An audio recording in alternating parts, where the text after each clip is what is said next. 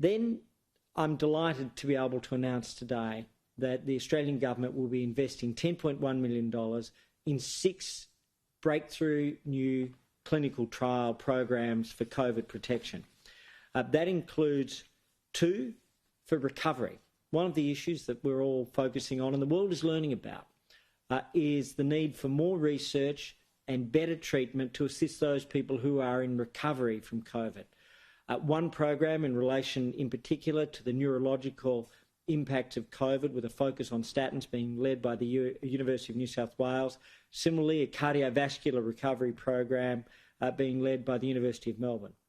2 projects in clinical trials for infection control. Flinders University is leading a face guards and face protection program to limit the spread of airborne COVID, and at the same time the South Australian Health and Medical Research Institute, or SAMRI, is looking at UV light sanitisation projects. The University of Melbourne is looking at aged care, and also the Doherty Institute and the University of Melbourne, very importantly, have a next generation vaccine program which is looking at the spike protein and making sure that we can have an mRNA style vaccine, but without the need for ultra cold transportation.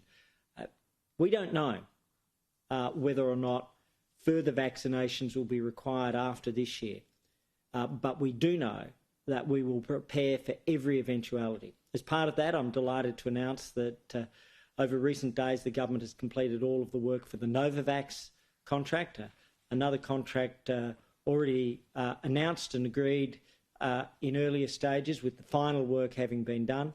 We remain not only on track but ahead of schedule for our vaccine rollout, and indeed it's in a very similar position to New Zealand. I was talking with the Chief Medical Officer about the New Zealand approach, and we're working in a common pathway on that. And our goal is very clear, to make sure that every Australian who seeks to be vaccinated is given free, voluntary and universal access to vaccination, with that to be completed during 2021, with our expectation of October at the latest for the whole of population. I'd be delighted to take any questions. If I may, I might start with those on the phone. I think Christina.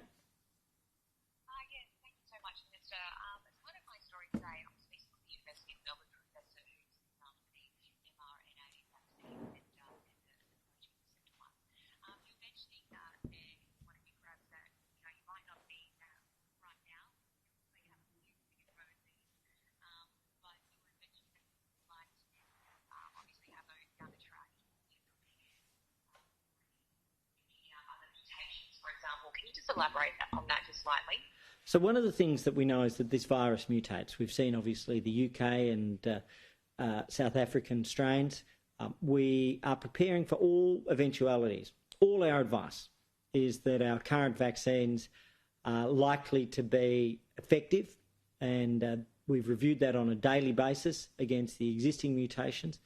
But what we don't know, and I think it's important to be honest about what we know and what we don't know, is whether or not there'll be further mutations which may require new types of vaccines, or in particular, whether or not revaccination will be required in the same way that we have to do that for the flu. And we'll know more as the world goes through its vaccination program on an unprecedented scale.